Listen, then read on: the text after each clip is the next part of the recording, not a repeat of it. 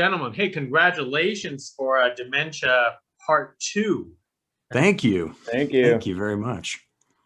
Hey, so let me start off because one of the things that a lot of people will be confused about is do we need to see the first Dementia movie? Because from my understanding, you don't. Yeah, absolutely not. I mean, those two they have zero relation to each other than one little Easter egg tidbit. Yeah, I will say though, since Mike directed the first movie himself, it is a good movie and people should see it. It's just it doesn't operate as a setup for this movie. It's a completely different story, completely different tone. But the first movie is great. So definitely, check it out. Yeah, I didn't see the first one, but I did see the trailer and people's comments about it, and yeah. And I have to say, it is remarkably vastly different between part one and part two. Yeah. Because part one looked like a straight up horror, and watching part two, it was like a comedy horror. Mike, why did you want to go in that direction? I mean, I think that when Matt will elaborate on this, but when we got into making something that was going to be called Dementia Part II, the thing that made it interesting for me and probably Matt was just the idea of switching the tone, taking a 180 from the more dramatic thriller basic thing into something that was more early Peter Jackson, Sam Raimi, and Twilight Zone, and anything else, but through like a Roger Corman limitation. So for us making a movie in the 5-day production cycle, it was all about how do we make this a situation where we can have fun and we can enjoy the process of it, and we can just make each other laugh and really dig into the gags of it and make something that's sort of not only funny but also a little bit of a gross out comedy, and kind of dig into that stuff. Yeah. Okay, I'm gonna backtrack here. 5 days of production. You guys are nuts. Yeah. Well, to piggyback on what Mike was saying, this movie was made on a dare. We were challenged to make this for a film festival. It was kind of a gimmick for the film festival. They had an empty slot, and they said, "We'll show whatever you make in this empty slot, provided that you make it starting right now." So basically, it was the guy who runs the festival, Josh Goldblum. The festival was called Cinepocalypse, by the way. He and the producers at Boulder Light, who had produced the first Dementia, basically challenged Mike and I to make this movie in 4 or 5 weeks. It was 30 days, 35 days at most. It's so hard to remember the timeline, but it was 35 days. And so the only mandate was we had to call it Dementia Part II, which we loved. We loved that idea because we thought it was hilarious. And that immediately conjures, like Mike said, something not serious and not a dramatic psychological thriller like the first movie. So we were like, yeah, we'll make it like a Roger Corman movie and make it black and white and make it feel like that, because that's how Roger Corman made his movies. They were very quick, breezy features made in 4 to 5 days, like Little Shop of Horrors, the original Little Shop of Horrors, or Creature from the Haunted Sea, things like that. So it's like, well, let's make it that way. So we called up our friends, Graham Skipper, Najarra Townsend, Suzanne Voss, all actors we knew who we knew we could trust, but also just have fun with. We wrote the script in 3 days, prepped for a week, shot it in 5 days, and then used the remaining time to edit it. So that was, 2.5, 3 weeks. We cut the movie and just made it as good as we could in that amount of time. and then we showed it. We showed it at the festival. They held up their word and let us show what we made. Well, that's quite impressive. And Mike directing both Dementia, and I guess it confuses certain people is because Susan was in both movies too. Yeah, she's a smaller character in the first Dementia. She works at the hospital. She has, I think she just has one scene in it. And also another thing that could be confusing is Graham is also in the first Dementia in a little bit of a bigger role, like sort of a catalyst of the movie, actually. But his character is totally separate thing. The only thing that lines up is the Harold character, Suzanne's deceased husband. The picture of him on the mantle is the same picture, is a still from the first Dementia when we had our young producer get in Old Face, and he did a cameo in the hospital, but I cut it out. And so we had that as sort of a surprise to Rafi, because they weren't around on the set when we were made. Rafi is one of the producers at Boulder Light. We had that as sort of a surprise for him when it would screen, that we had his picture, we had him as Harold in the sequel, because he was so hurt that I cut him out of the first one. To appease the producer. Yeah. Threw And his then once photo into it the started sequel. as a joke like that, and then we just thought it was so funny. And then when we did one pickup day, we got Rafi back in the Old Face, and we did the typewriter opening, and we also did the nightmare. So that was part of our pickup day, were those two elements with Rafi. Yeah, we were trying to beef up the runtime, and it was like, well, what can we do? And it's like, well, let's call up Najarra at Beta, who's done a lot of our makeup effects, get her to put the Old Face back on Rafi, just make it a bunch of old Harold attacks and weird scenes. It was fun. That's great.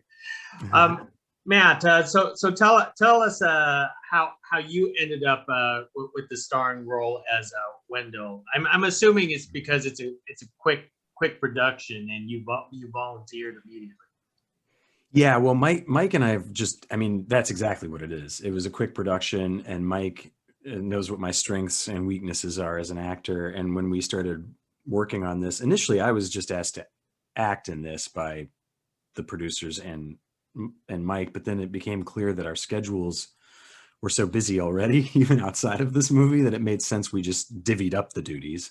And Mike and I had both directed and both kind of done everything in the past in all these key roles. So we decided to co-direct, co-edit, co-write, etc. So when it came time to write it, though, I think Mike did the first pass on the script, the first day of writing, the first day pass on it. And I think you wrote with me in mind because you like to torture me, is really what it is, Mike. You like to write scenes where I'm playing kind of an everyman being thrust into a weird situation and just trying to get through the day. Right. So, and also it just saved, honestly, I guess the Wendell role was written for me because it saved us time and money. We just knew what I could do, but also what we didn't have to worry about another actor. I don't know. That's really it. But I mean, either way, it still would have, even if it weren't a time thing, it still would have. It's this type of role that. Yeah. So it's like. Mm-hmm. I think the reference point I kind of had, among other roles, was like a Griffin Dunn in After Hours kind of character, like just a guy who's just getting pummeled as the day goes on and can't really get out of, it just gets worse and worse. And he's an ex-con. He's trying to keep his parole in order. I mean, you get a sense that this guy is not some sort of master criminal either. Like however he landed in jail was probably also an accident, like a mistake. He really didn't commit the crime, but whatever the case may be, to keep his parole in order, he has to keep this handyman job that he's gotten.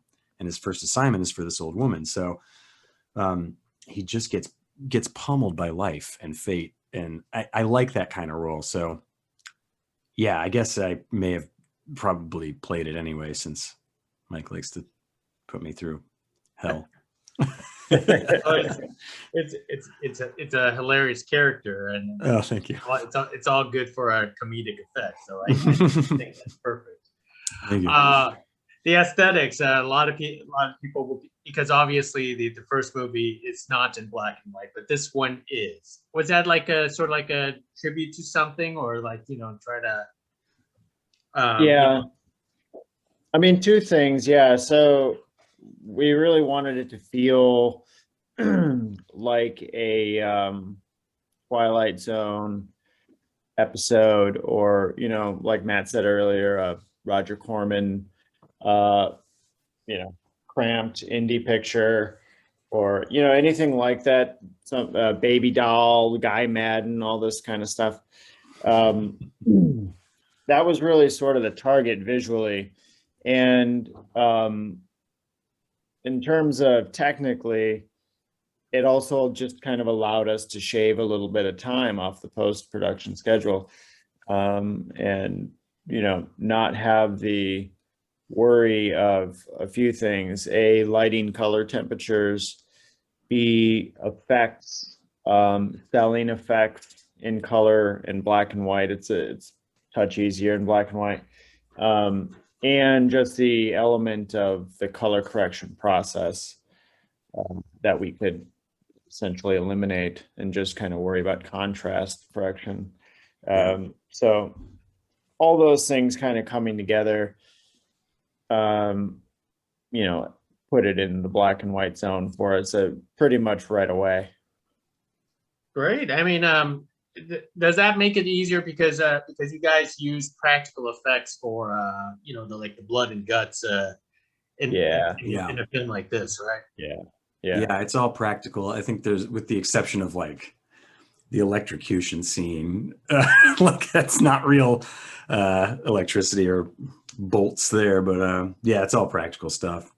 And it also afforded us our Guy Madden / Schindler's List homage. Oh, that's true.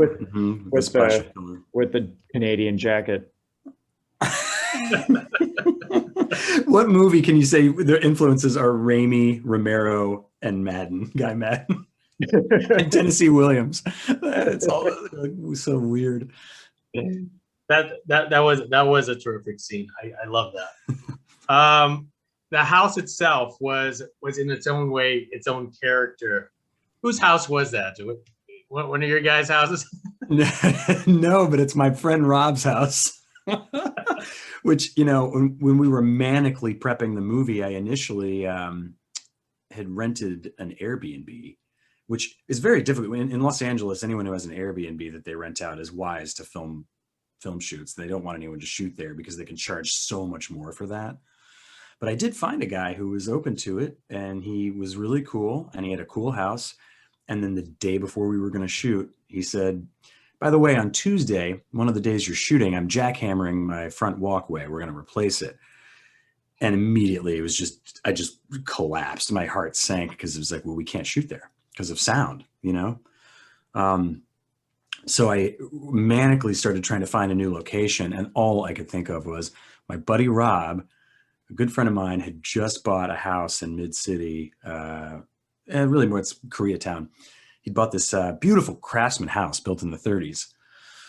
And I called him and I said, I know that you said you didn't want to shoot anything in your new house, but you just, it's basically a fixer-upper. He'd renovated. He said, no, I don't. I said, I'm desperate. I'm in a pinch. We're about to shoot something. And I was wondering if we could shoot there. It's very minimal crew. There's only 4 actors, 2 to 3 crew people. It's so small. We're doing this really quickly. So I promise we'll be really careful. And he said, okay. And I even said, we'll toss you a location fee. We'll give you some money. And he said, okay. When do you start? And I said, tomorrow morning at 8 a.m. And he went, what? And I said, yeah, I'm sorry. He was like, oh, okay, I'll see you then. And then we show up with barrels of chocolate syrup and guts. And it's like, oh my God. But you know what? It went fine. We didn't really damage anything. And he, man, we owe him the hugest favor ever. But it was a friend's house. I don't know if I could ever let anyone film at my place, but right.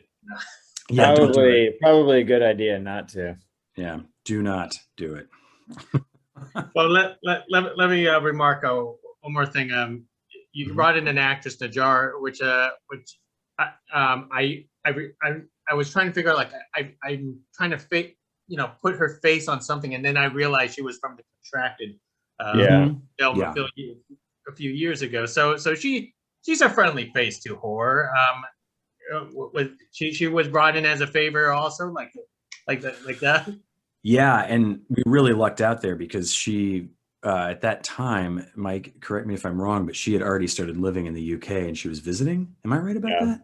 Yeah, so she was visiting family in Los Angeles. It was like, do you want to shoot a movie while you're here?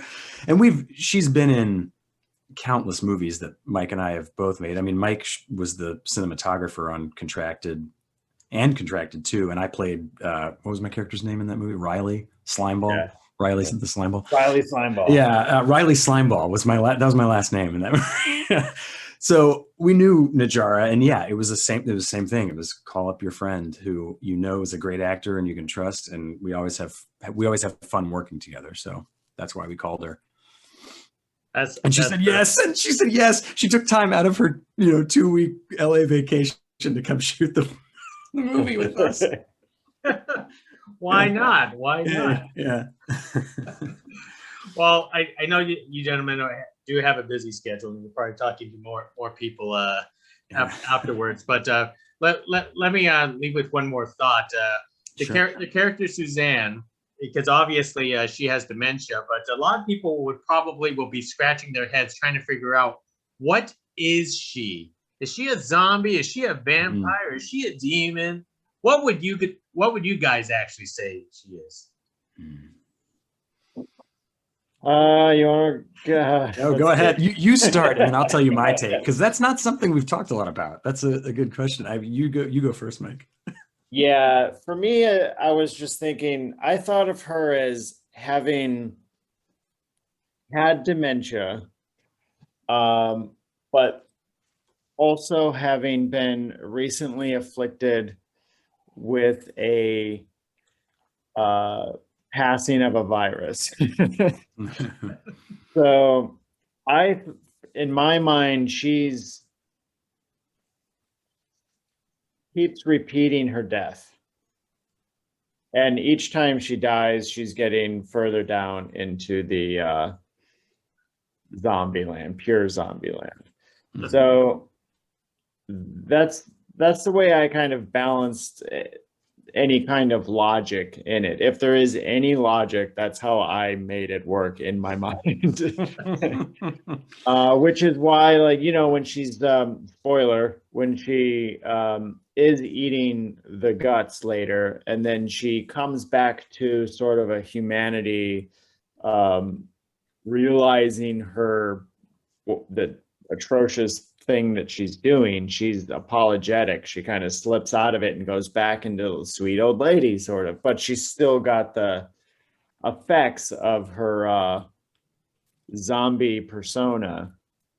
So yeah. I don't know. That's how I kind of split our ridiculous story with any sort of logic mind.